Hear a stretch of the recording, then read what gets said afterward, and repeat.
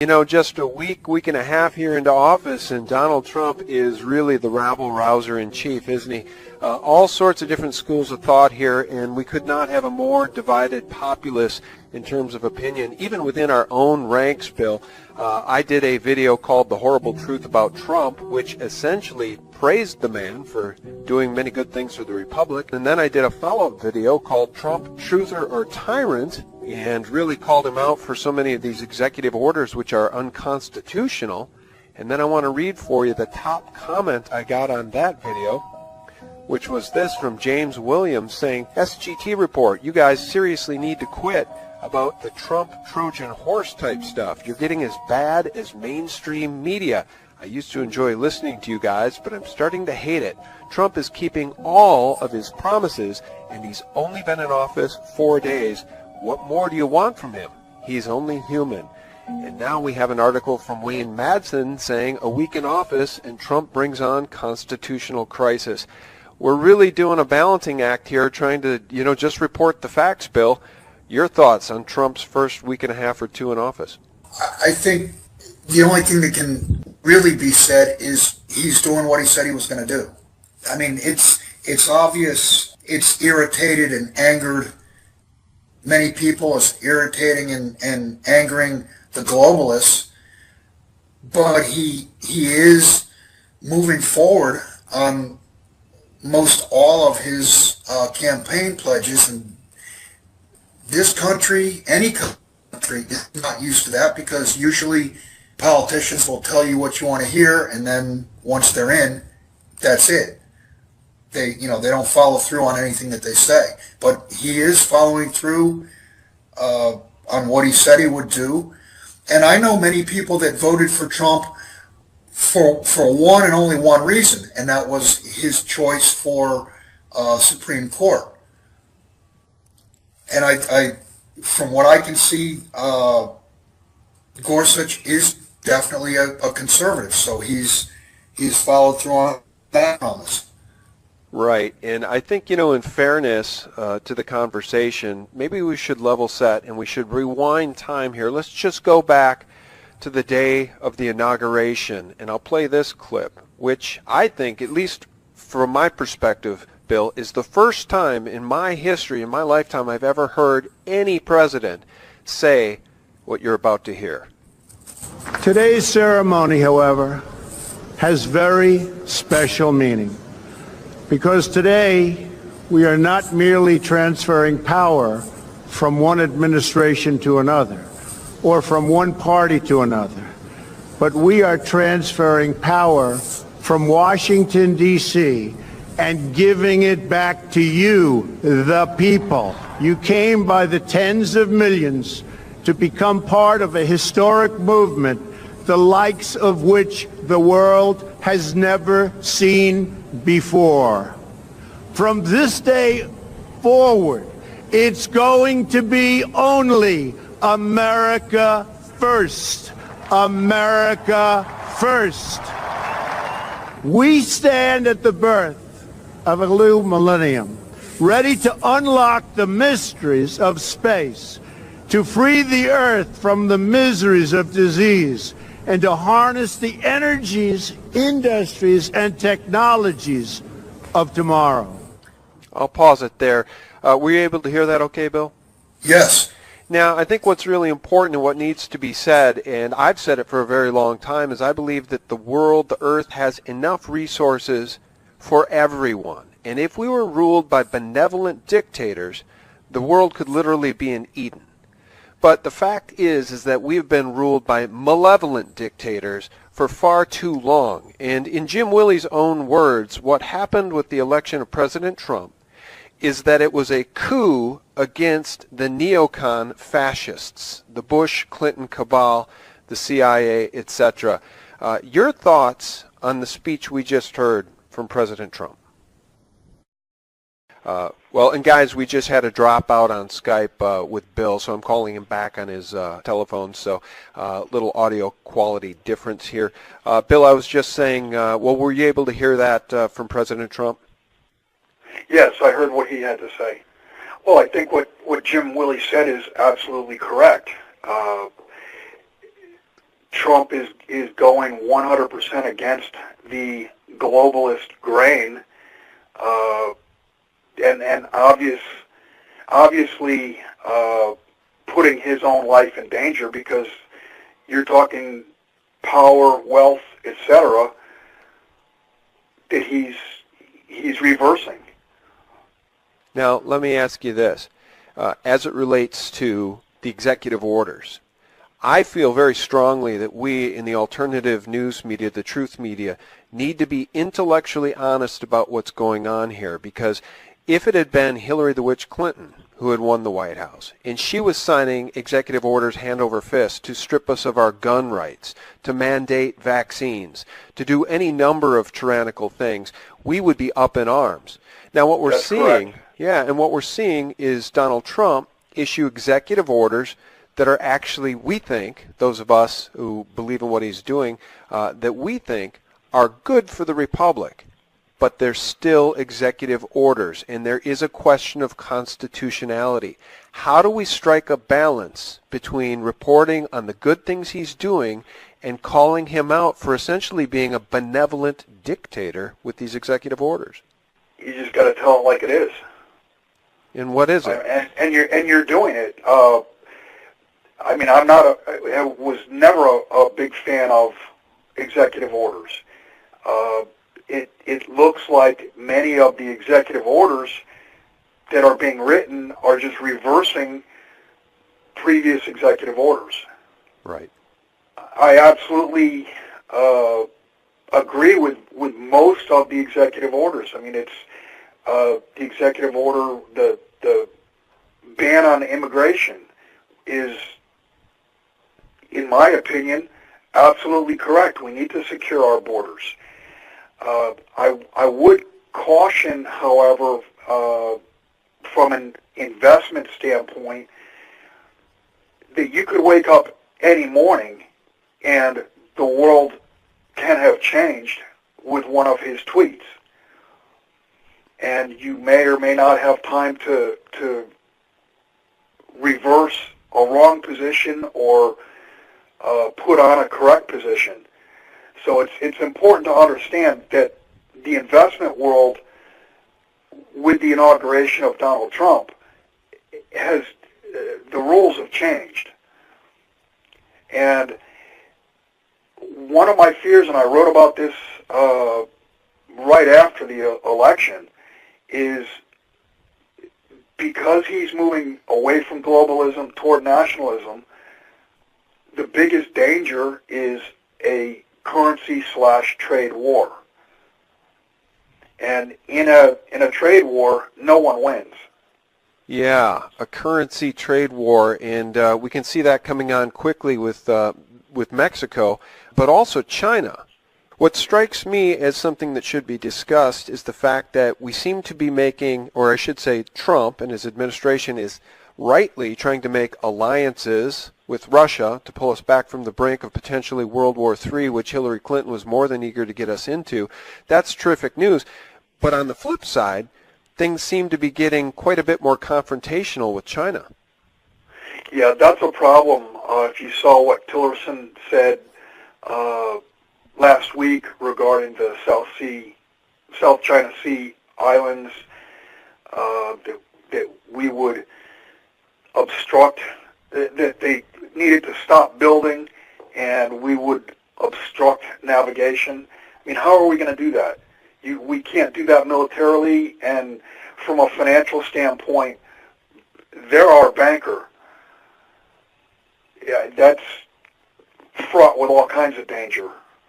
Well, you know, I should say this about Donald Trump. I was listening to an interview that Vladimir Putin had, and he was asked about Trump being flamboyant. And I thought that was funny, and I thought it was a great word, because even if he's doing the right things, he's in the White House. He won the race. Why can't he pull his ego back from, for instance, just the other day at a prayer breakfast, he was talking about the Apprentice ratings and how abysmal they've been for Schwarzenegger. And he made a joke that they should pray for the ratings for Schwarzenegger. And it's just ridiculous because he's now the president of the United States. He's got to check that ego, Bill. In that respect, he does need to to grow up, if you will. I do think that it was a calculated boast, if you will, when he was retorting back to the press that if it wasn't for illegal voting, he would have won the popular vote. And I think it was calculated because going forward, I could see investigations into voting irregularities, fraud, whatever you want to call it. And if you recall, they started to do a recount in Pennsylvania, they started to do a recount in Michigan, and then in Detroit and Philadelphia, some of the big cities, they were finding out that there were more votes cast for Hillary than voters registered. Right. So, and of course the recounts were stopped because they didn't want to dig any deeper and uncover fraud on themselves. So I think some of what he's doing is calculated, and I think in that instance, where he picked the fight over the popular vote, or didn't pick it, but continued and responded to the press and to the left about the popular vote. I think he picked that fight to be able to run with it at a later date. Right. Yeah, he's definitely calculating. We have to give him credit for doing the things that he said he would do so far. I do want to make the comment, going back to the clip that you played of his inaugural address. He mentioned new technology, energy, space, if you will. My first thought, and I had written about this back in, I think, as early as September, October, and then again in November, and I know you've done some stuff on, why are all these world leaders going to Antarctica? And that's where my mind went when I was watching when I watched that live. Maybe he was hinting at we are on the cusp of new technologies.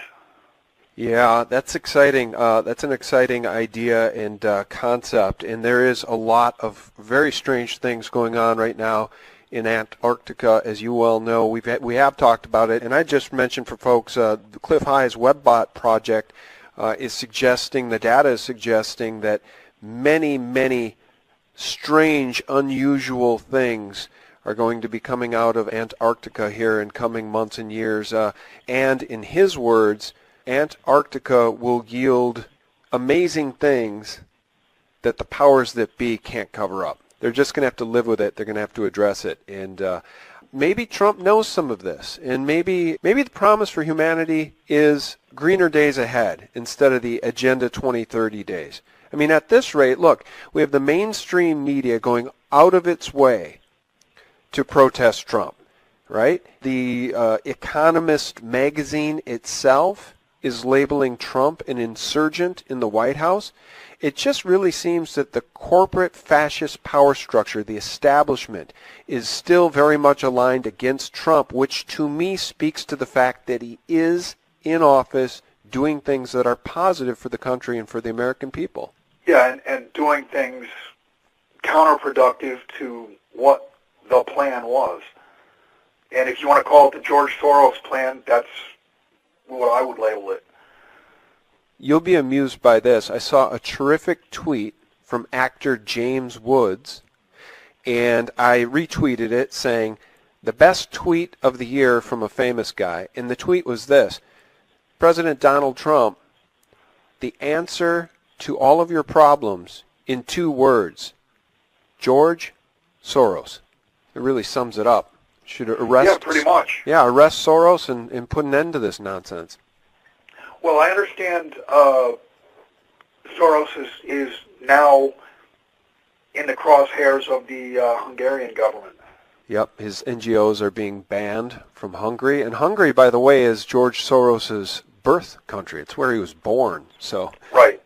it's an extra special bit of information that I think is particularly enjoyable, especially for those of us who understand that, George Soros is really an asset of the Rothschilds.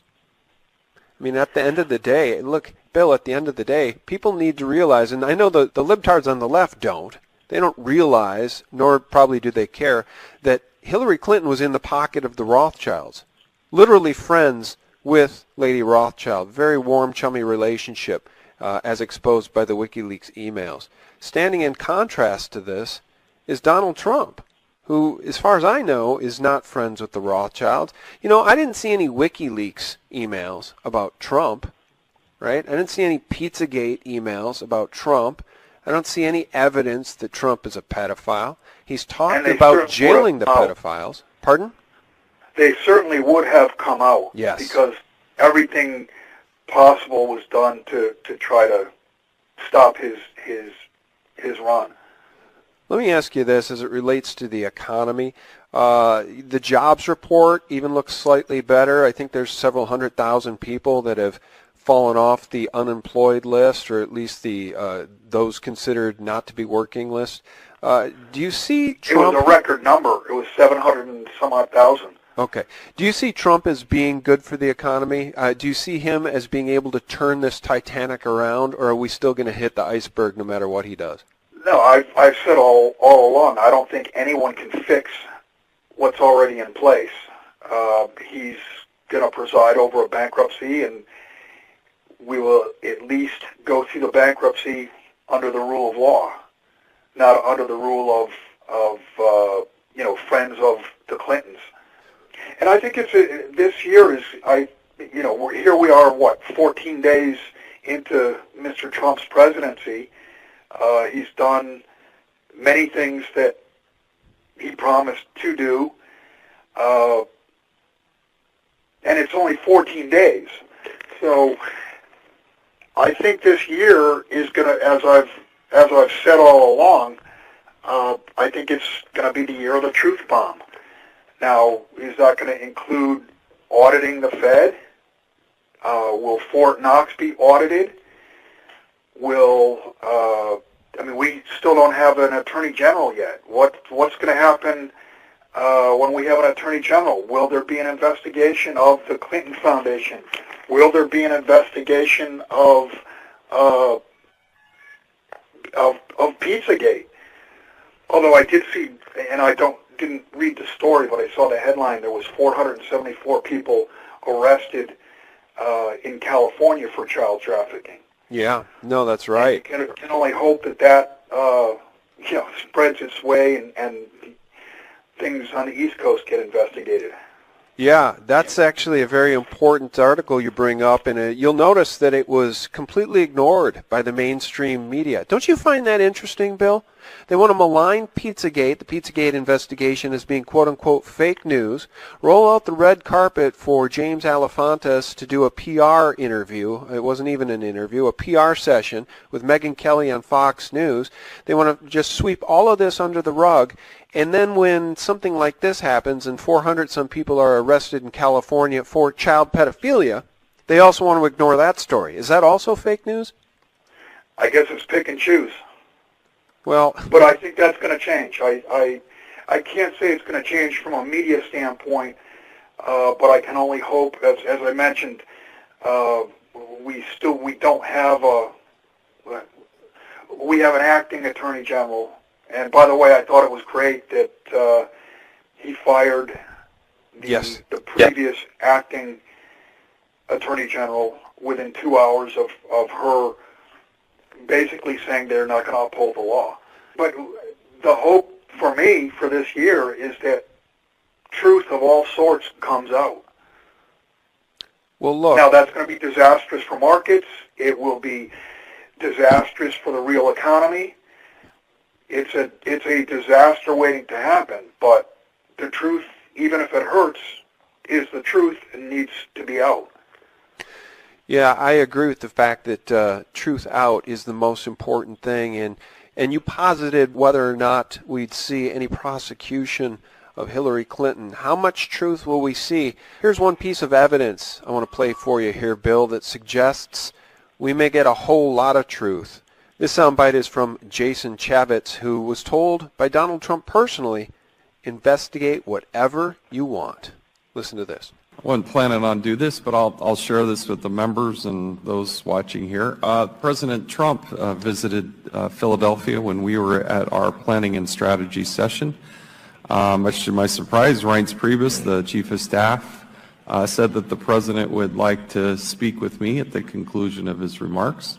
So I went backstage, and the president, I met him back in 2012 or so, but I'd never chatted or interacted with him since.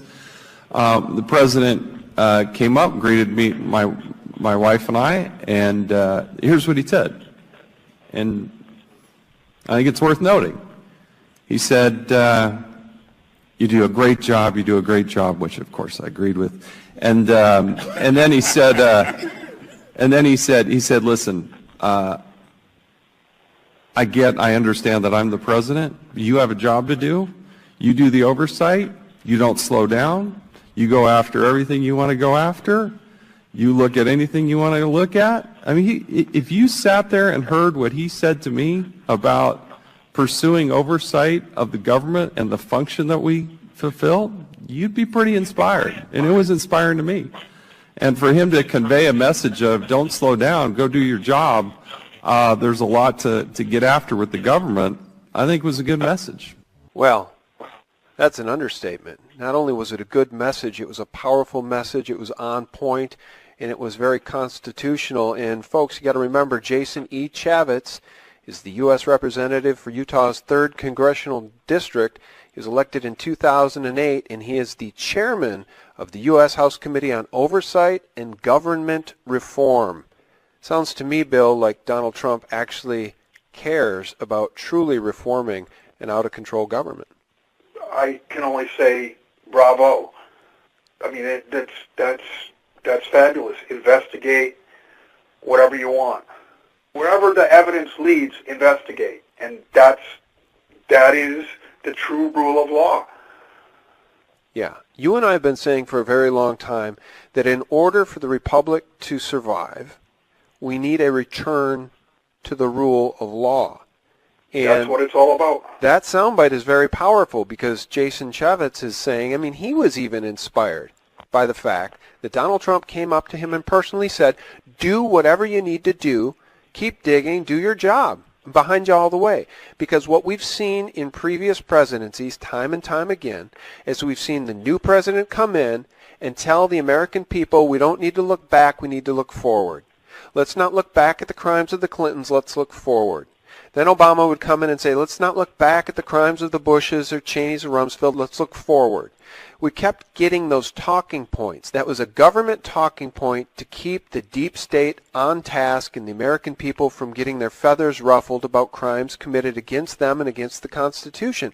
Trump appears to be standing in stark contrast to that and taking a completely different approach. And I know for a fact that despite CNN trying to malign Trump all day long, the majority of the American people, at least the people that voted for Trump, appreciate that. That's why we voted for him. Well, it's always been a cover for cronyism. It's been a cover for fraud, theft, crime, you name it, for cronies. Yep. And, you know, Trump taking the attitude of following the rule of law, let's see where that brings us. It will ultimately bring us to reality. It'll bring us to real markets that actually clear at real levels. All right. Well, I think to round out this conversation, I just want to remind people that, you know, the two pieces I did, one, the horrible truth about Trump, which was really pro-Trump, talking about the good things he's done, and the takeaway on that video was there was no horrible truth at that point. And then my follow-up video was called Truther or Tyrant because of the executive orders, trying to be intellectually honest about what executive orders are, right? And To round this thing up, come full circle, Wayne Madsen, an investigative journalist who I do hold in esteem, says, quote, the much anticipated constitutional crisis many feared would come about under President Trump's bombastic style of leadership took only 1 week into his administration to be realized, end quote. And he's talking about this immigration executive order. I guess at the end of the day, we have to continue to be intellectually honest about this. Where do we stand on the executive orders, Bill? I mean, I guess we just grin and bear it?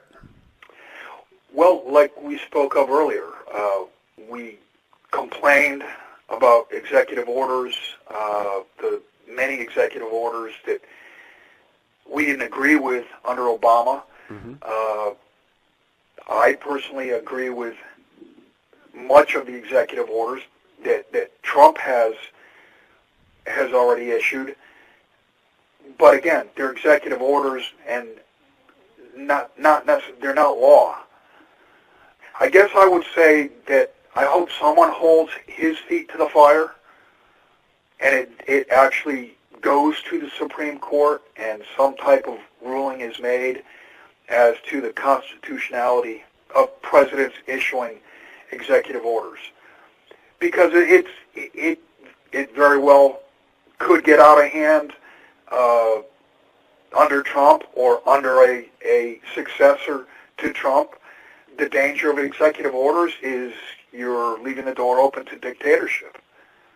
Well, that's exactly right, and that's why I want to raise the issue, and I want to keep covering the issue because I think it's important to be honest about this because, again, if it was Hillary Clinton in the White House doing this and she was issuing unconstitutional, draconian executive orders, we would all be up in arms demanding her impeachment.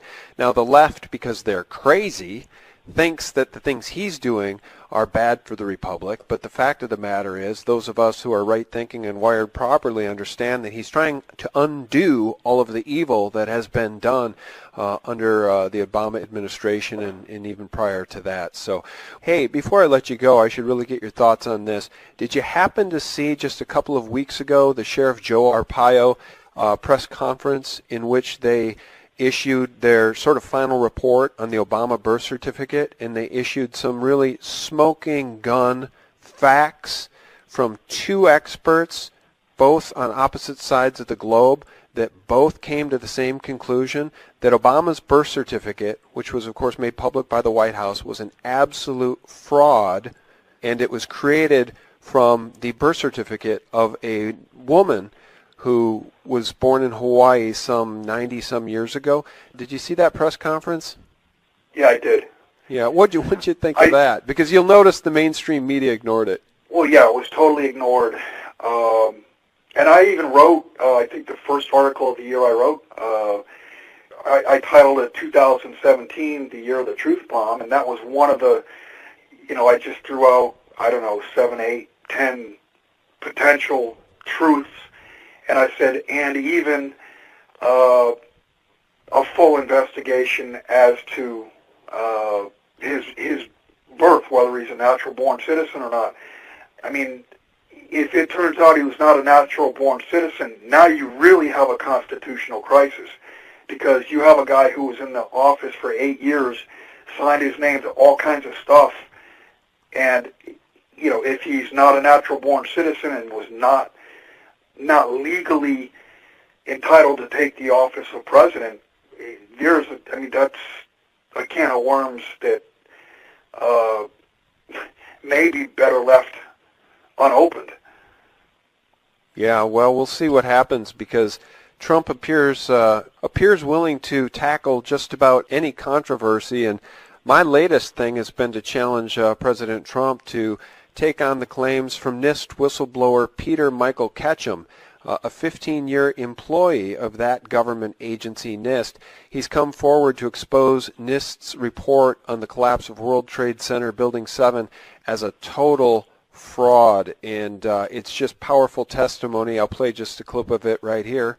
The more I investigated, the more apparent it became that NIST had reached a predetermined conclusion that refused, avoided, and dismissed the evidence.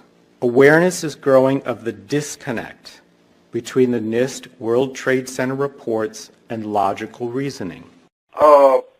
I saw a clip, a YouTube video of Donald Trump, I think it was later in the week of 9/11/2001, where he was talking from a builder standpoint and said the buildings coming down like that were an impossibility.